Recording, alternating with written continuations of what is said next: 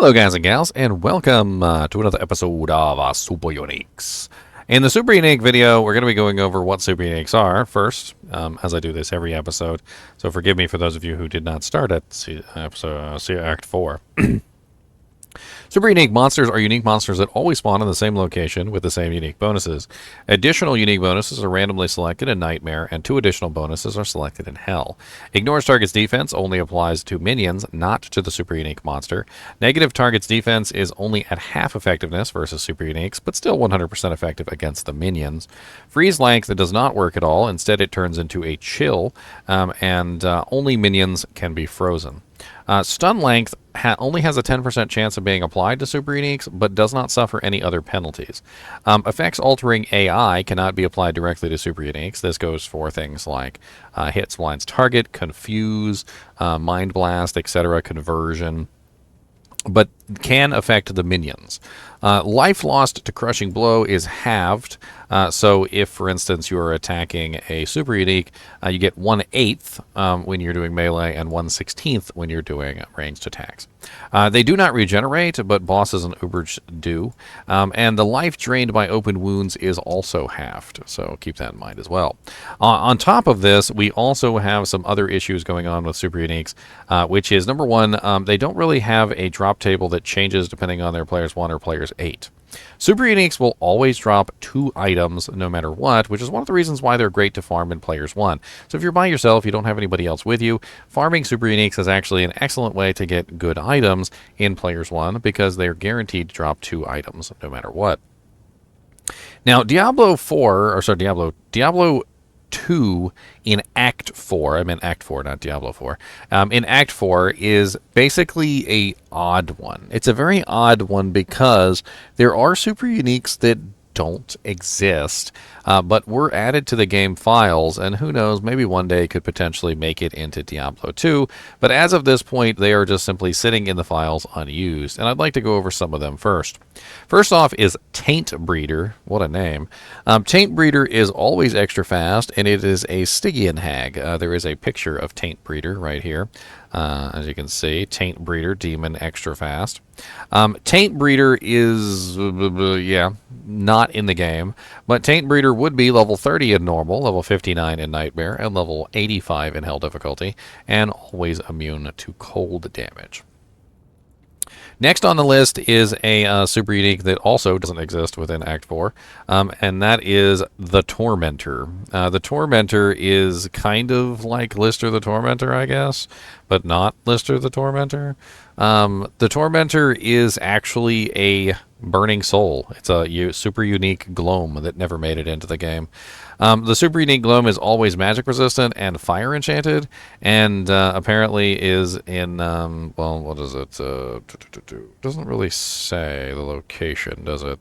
Although in the picture it looks like either Plains of Despair or City of the Damned.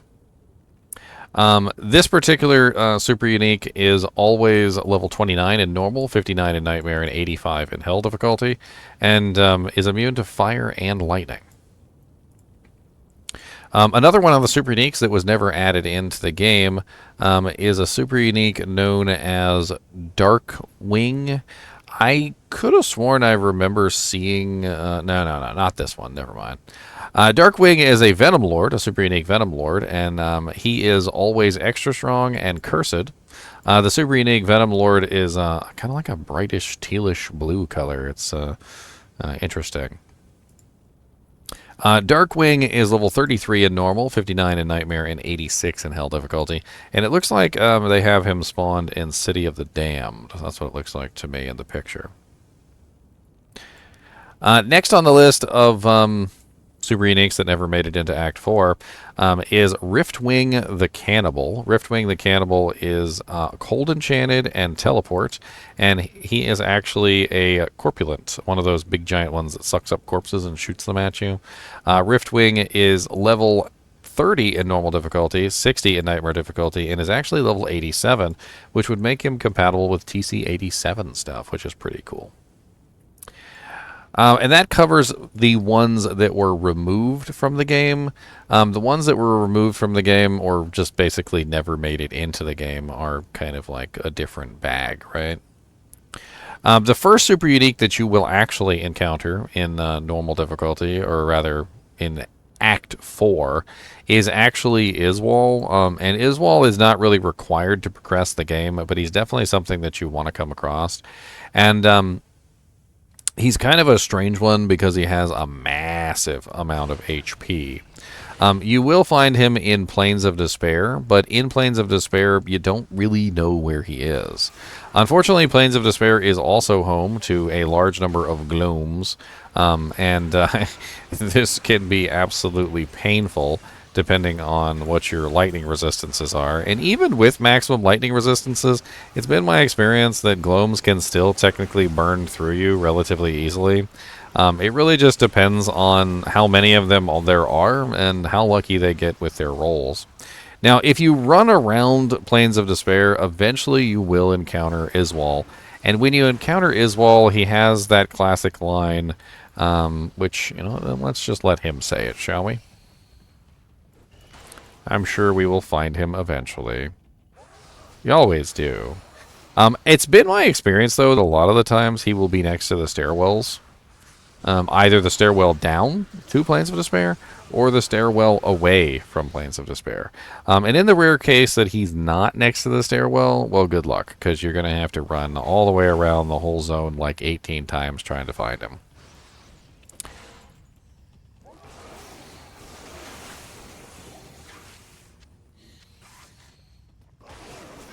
It's a good thing that I'm a Fist of the Heavens Paladin, and I don't have to worry about all this junk. All that junk, all that junk, all that junk in that trunk. They got that junk, all that junk, all that junk in that trunk. I think I've been around the entire zone like freaking twice now.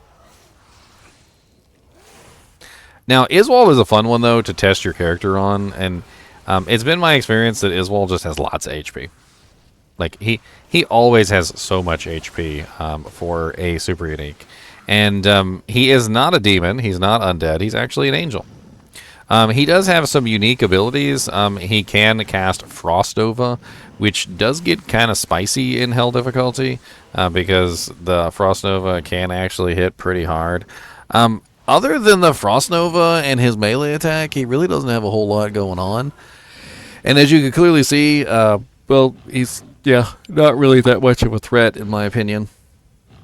In normal difficulty, he is level 29. In nightmare difficulty, he is level 60. And in hell difficulty, he is level 86. In hell difficulty, in Players 1, he has 1 million HP, which is... Or, sorry, he is worth... sorry, not 1 million HP. He is worth 1 million EXP. He has 57,365 HP, according to... the panel here, and that is of course not including any of the bonuses he might getting for player count. So if you're in like P8 for instance, that's 450% of 57,000, whatever that is, which makes him kind of a pain in the butt to kill sometimes depending on what character you're on. Like I said, I always like to use him as a DPS check because when I get to the Izual, I know that Izual is a particularly high HP monster with relatively good resistances, and I believe he has, 30 physical, 30 magic, 30 fire, 75 cold, 30 lightning, 30 poison. He's just generally a pretty tanky boy all around, right? So when you find him, I usually like to use him as an example to see how well my character is doing. He does drop 2 items, just like any super unique does. And on top of that, you get this really cool angel that pops up, and, and he says, what does he say? He says, Tyrael was a fool to have trusted me. Of course, I've already completed the quest, so I don't get the dialogue. Me. Now, the next super unique on the list is actually located in River of Flame, and it is one that is also for a quest. Act 4 doesn't really have a lot of non-quest related super uniques, does it? This one is Hephasto the Armorer, and Hephasto the Armorer is located at the Forge. Now, the Forge changes locations in River of Flame a lot. So you don't necessarily know where he is every single time. because, well, you don't really know where the forge is every single time. Unfortunately, a lot of the times, if you want to find Hephasto, you pretty much just have to run around and see if you can locate the forge. Once you've located the forge, though, you know you got him. Like, he's right nearby. It's usually just a matter of finding that little offshoot that goes toward the forge, and once you find the little offshoot that goes toward the forge, you can find Hephasto every single time, guaranteed. I'm looking for the little offshoot that goes toward the forge myself. I think this looks familiar up here. The tile sets start to become very familiar to you over the years of playing, to the point where you could almost recognize where things are. And this seems like it. Yes, this is it. So this is the forge, and once you get to the forge, it's usually surrounded by a whole bunch of monsters. And he says, your soul will fuel the hell forge, right? And Izual says, save yourself. Hephasto the Armorer is always aura enchanted, and he's always spectral hit. Which does make him kind of nasty damage-wise, especially if he rolls with, like, extra fast or something like that, and he gets, say, fanaticism or conviction, which is pretty common. I've seen conviction Hephastos an awful lot. And he also gets additional modifiers as well. He is actually not immune to anything by default. So unless he rolls with things like lightning enchanted, fire enchanted, etc., you won't actually see an immunity on him unless he has multiple resistance type effects that roll on his character. He is actually pretty resistant. He's 75% fire resistant, 45% cold resistant, 45% lightning resistant. He has 0 poison resistance, and he actually has negative poison resistance in lower difficulties, as well as his level is 28 in normal difficulty, 60 in nightmare difficulty, and he's actually level 88 in hell difficulty, which means that he's high enough to drop a lot of the TC 87 items in the game. So if you want to farm him specifically to see if you can get your hands on like a Griffin's Eye, I don't know, a freaking Tyrael's Might or whatever, he actually does have the ability to drop a lot of those items. Now, of course, he also drops the Hellforge Hammer, and that's actually really common. Obviously, it's a quest item, so you can utilize that to what you want to. Some people will actually take the Hellforge Hammer and give it to a lower level character, because the Hellforge Hammer, well, it actually has some pretty good damage output on it. He has a nice little death scream, too, which is kind of cute. Hephasto the Armorer, though, may or may not be a good farming target for you, depending on whether or not you can get to him reliably. That's really the only key here, is if you can get to him reliably, then like teleport, for instance, or you're just really good at reading the map and you know exactly where he is every single time, well, then that's a whole nother thing. It's been my experience, though, that he's actually a pretty decent one to farm. If you're on farming runs, River of Flame is a level 85 zone, which means that a lot of the monsters there are TC 87, and because of that, you end up with pretty decent drops farming that. Now, the next ones on the list are actually also part of the quest to kill Diablo. They are monsters that are specifically designed to hold the seals, essentially, so that, you know, you have to kill them to kill Diablo. So anytime you're farming these guys, you're going to be farming, well, pretty much everything in that zone, right? So you're pretty much never just gonna farm these super uniques, because these super uniques are tied together with Diablo. So as soon as you kill Infector of Souls, Grand Vizier of Chaos, and Lord des Seis, you are going to continue on from there and kill Diablo. There's no reason not to kill him. He's got good EXP, he drops good items. He's one of the highest level monsters in the game, and I think he gives the most EXP of just about any monster in the game, with the exception of like Bale and Neelathak, maybe. Now, when it comes to these particular monsters and all the other monsters that are in this zone, let me use this as an opportunity to tell you about seal popping. So if you've never heard of seal popping, basically what seal popping is you're going to pop all of the seals.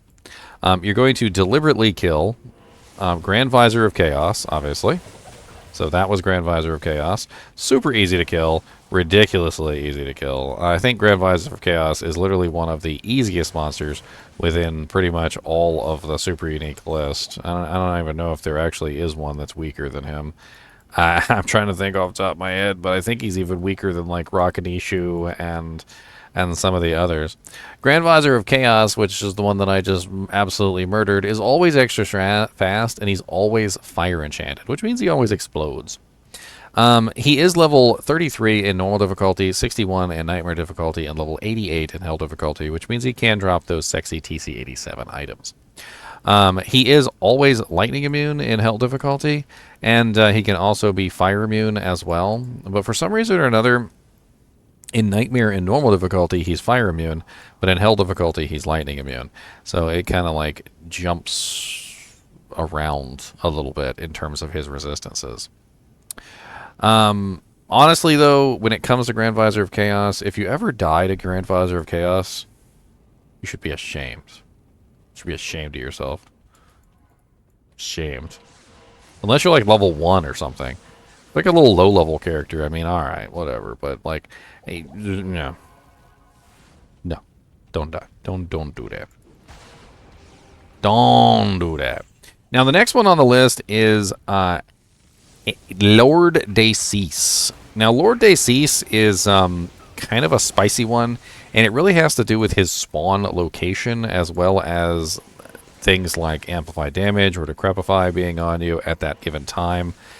He is a mage, but he does spawn with a whole bunch of melee warriors, and he always has fanaticism. It's always an aura, and it's always fanaticism, and it's always extra strong, which is actually very interesting. Now, there is also a very odd extra modifier that Lord Seis apparently used to have that was removed, and we can talk about that as a fun little bit of information. It's actually a modifier called Thieving. This was taken away from Lord Seis, and it was a special ability that unique monsters could have in Diablo 2 prior to the release of Diablo 2 Lord of Destruction that allowed them to knock items out of a character's inventory when hitting them with an attack. This could initially be anything, including equipped weapons or armor, which could be especially crippling for the physical attackers, more so than mages. This was nerfed to only make players drop their potions out of their belt. With the initial sale of Diablo 2 prior to patching, Lord Seis had this unique ability to steal characters' items on a successful hit. He had a % chance of making random items the character had equipped dropped onto the floor. This was changed to potions later to reduce its effectiveness, and the current version of Diablo 2 does not have any unique with this ability. It was removed because it was very game crashing inducing. It could also be an issue in multiplayer if other players picked up the dropped items. And Lord Seis is level 33 in normal difficulty, level 61 in nightmare, and level 88 in hell. And of course, he always spawns when you click on the seal. There is, however, a couple iterations of this seal that are kind of bugged, and you have to kind of like run around them and find a clickable spot. It's not this one in particular, but there are a couple iterations of the seal for Lord Seis that are next to impossible to click on, and you have to like hug one particular corner until you get access to the seal to click on it.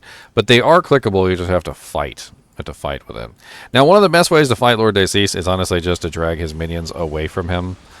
This way, you don't necessarily have to fight him directly. As you can see, I accidentally killed Lord Seis also. Poor Lord Seis. Honestly, the best way to kill Lord Seis is to not stand directly next to him. With the fanaticism aura that he has and the fact that he can also curse you with amplify damage or decrepify, as well as lower resistance, which you currently see above my head, that's the purple sparkles.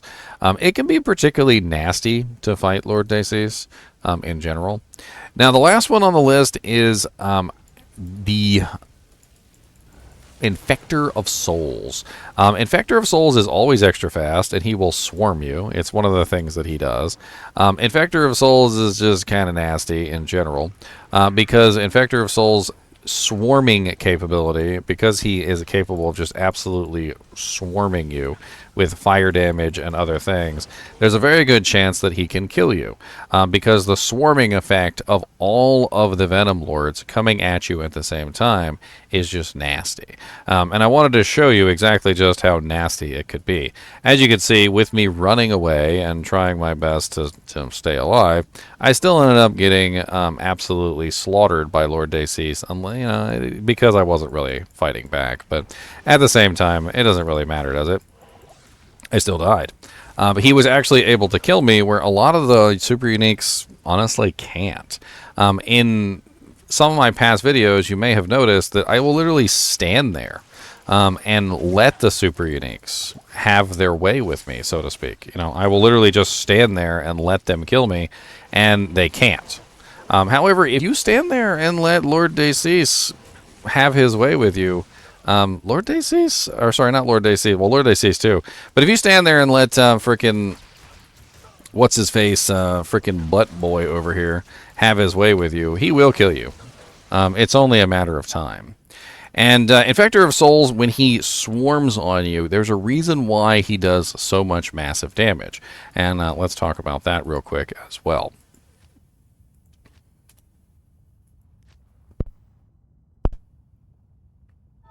So when Lord Seis swarms, because he's extra fast, he's always extra fast, or when Infector of Souls swarms, why do I keep saying Lord Seis? When Infector of Souls swarms you, he is always extra fast, which means that the entire pack will swarm on top of you very, very quickly. If you don't have a minion, a mercenary, or like a golem, or like an army or something like that, or a Valkyrie, he will just swarm on top of you. And the first thing that they do, the first thing that they always do, is they use the Inferno. Now, Inferno by itself doesn't really do a massive amount of damage, but when you have like 10 to 15 monsters all casting Inferno on you at the same time, combined with the fact that Infector of Souls has received a buff in the latest patches, because Inferno was fixed, his Inferno was also fixed, which means that his Inferno and all of his little minions' Inferno actually do a pretty large amount of damage. But the fact that they cast them all at the same time for the initial attack can be particularly devastating. And as you can see, I was running 75% lightning resistance. It's not like I didn't have a decent amount of lightning resistance. And I also had 1700 HP. Now, you can kill him pretty effectively. If I had cast a Fist of the Heavens at any time during that point, I definitely would have accidentally murdered him at some point, which is what I was trying not to do for the video, because I wanted you to actually be able to see him. Spectral Hit also comes into play here, because Spectral Hit gives him basically all the elements and damage, fire, lightning, and ice. When he hits you, he's going to dish out a pretty massive amount of damage in all those elements. Infector of Souls is level 33 in normal difficulty. He's level 61 in Nightmare, and he is level 88 in Hell difficulty. He is always immune to fire in Hell, but he is actually immune to poison in Nightmare, which is rather strange. He's not immune to poison in Hell difficulty, though. His resistances change depending on what difficulty he's in. He has 130% fire resistance, 70% cold, 75% fire, 75% poison, and 66% drain effectiveness.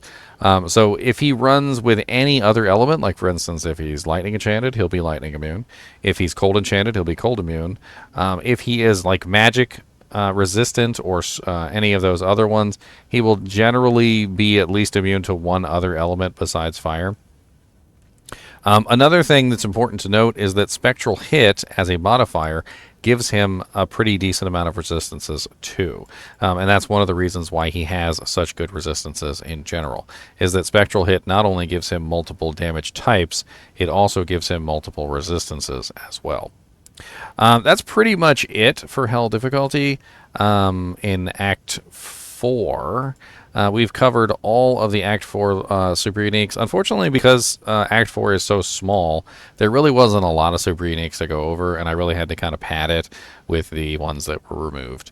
As always, I do appreciate you guys and gals watching my videos, and tune in next time for super uniques of Act 5.